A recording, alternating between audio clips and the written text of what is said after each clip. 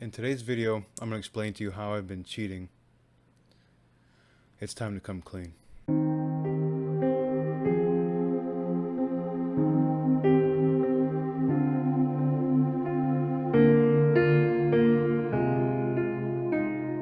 What's up, Janks? This is John here, and we have a different video today. I wanted to come clean and tell you that I've been cheating on Magic the Gathering with another game.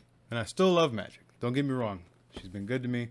And I still want to play Magic. I still want to keep up with Magic, but I've been devoting all my Magic time into this new game. And so what is this new game that I'm talking about? Well, it's called Flesh and Blood. Flesh and Blood is the new game. Oh my god, it's so exciting. I can't wait to show you this game so we can check it out together, because I want you to come along this journey with me. I do believe that this game has some staying power, and I'm ready to buy in. I'm ready. I want to buy some packs. I want to open some boxes, and I want to record it and show all you. Flesh and Blood isn't new. It's been around for about 3 years, which is pretty important because they say, TCGs have about a 2-year lifespan before they eventually just die. But Flesh and Blood's at its 3rd year, and it's just gaining more traction, getting more players. The competitive scene is insane. They just had Worlds a few days ago. Mark Hamilton, I believe his name is, won with Icelander. I'll have a picture of the card over here somewhere just so you can see. And yeah, we're talking grand prizes of $100,000 for the Worlds tournament. I believe that's what the prize pool was, or at least the grand prize or something like that.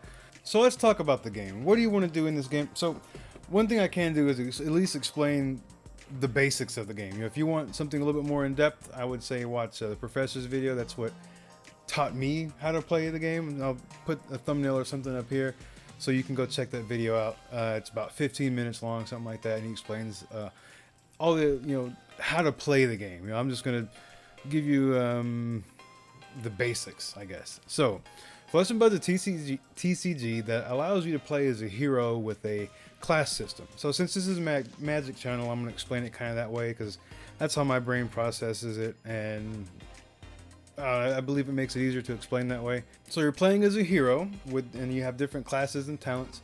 Classes and talents, those are going to act like your colors in Magic. So say, we're going to use an example here, a guy named Phi right here. He is a Draconic Ninja Warrior, or sorry, Draconic Ninja Hero. So that means he can play cards in his deck that are either generic, draconic, or ninja. Ninja is the class. So I'll have a picture of Katsu up here. As you can see, he's just a ninja hero. So he can just play generics and ninja cards. Pretty much it.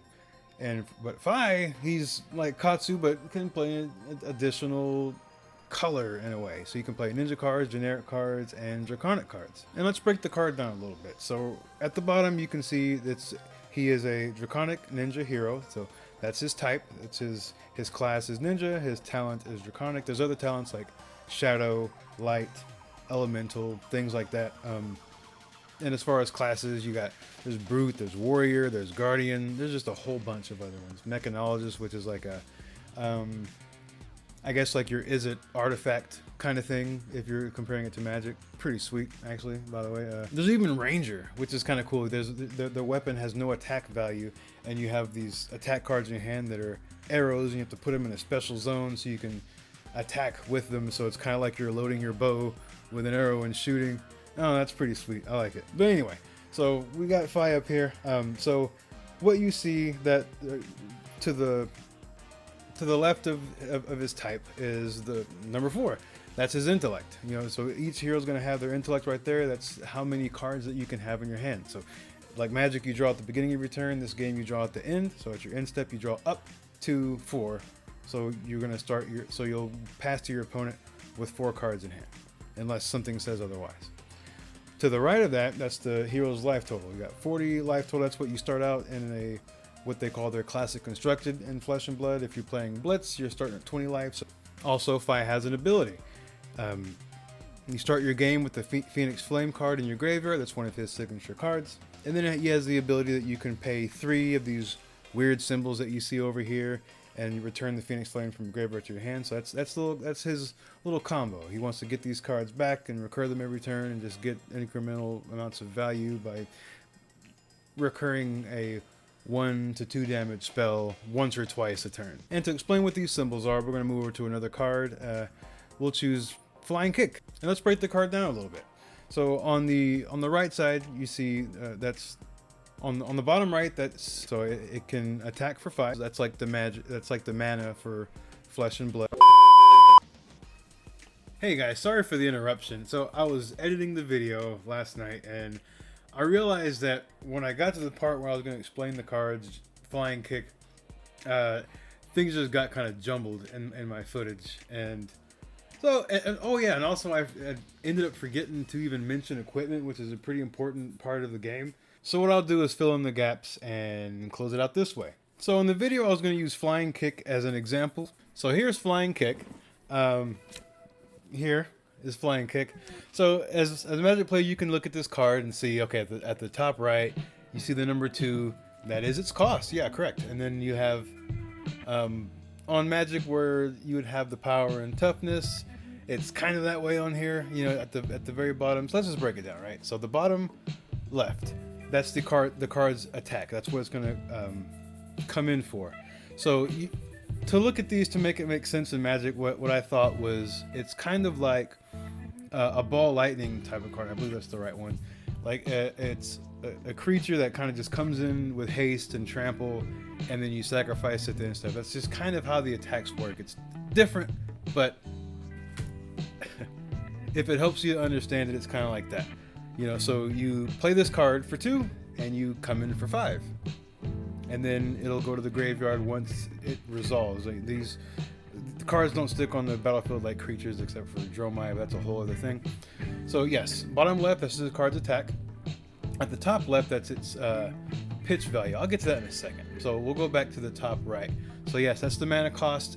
We have, in this game, it's called energy, not mana, but kind of works the same. And you know what, I said we go back to the pitch value, but let's just do it now just so it makes sense. So pitch value is a way to pay for cost since there's no lands actually in this game. So you use the cards in your hand and you do what's called pitching them, which is kind of like you discard them to a certain zone that ends up at the end of your turn going to the bottom of your library.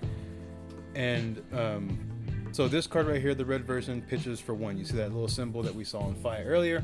At the top, that's how much this card, if you discard it to pay for another card, that's how much energy this card is going to give you. If you go for something like a yellow or a blue, yellows go for 2, blues go for 3, reds 1, right? So you got blue, yellow, red, yellow, blue, pitching for 1, 2, and 3 respectively. Last but not least, we have the bottom right. That's its defense value. So there's no creatures that sit on the battlefield that block for you like in Magic. So in this game, you discard your cards to pay you discard your card to block incoming damage.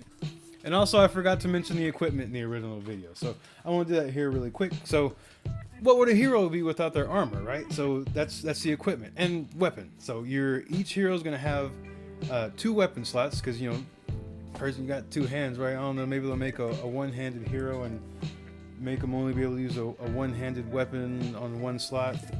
Seems kind of weird, but could happen. But yeah, you have 2 slots for your weapon, and then you have 4 slots for your armor: head, chest, arms, and legs. So your equipment can kind of work like a creature in Magic, because you can actually use your equipment that's already in the arena to block incoming damage, as well as the cards in your hand. Not all equipment blocks, and also the equipment usually comes with some type of ability that can help you out with your game plan, as well as block. But some don't. Some block for 0 and just have that really cool effect that you really want.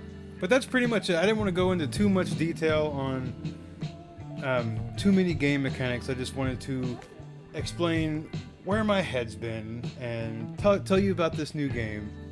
No, not new. I keep saying new, but it's new to me. It's been out for 3 years. But I just want to explain that and talk to you a little bit about how the game plays, but not go into too much detail on how to actually play it.